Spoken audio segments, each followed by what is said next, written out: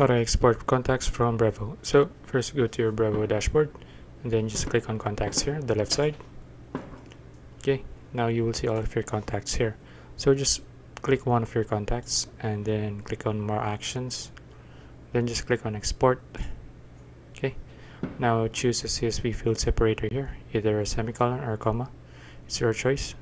So let's just choose semicolon and then just click on export. Now let's just wait for it to export. After that, BREVO will notify you here. Just click on notifications.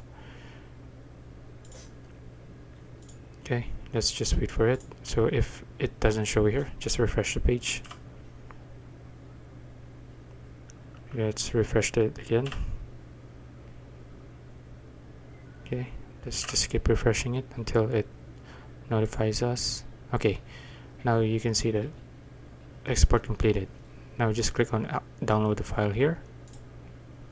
Okay, now you've exported your contact. Okay, so that's it. If you found this video useful, please like and subscribe for more videos like this. See you in the next one.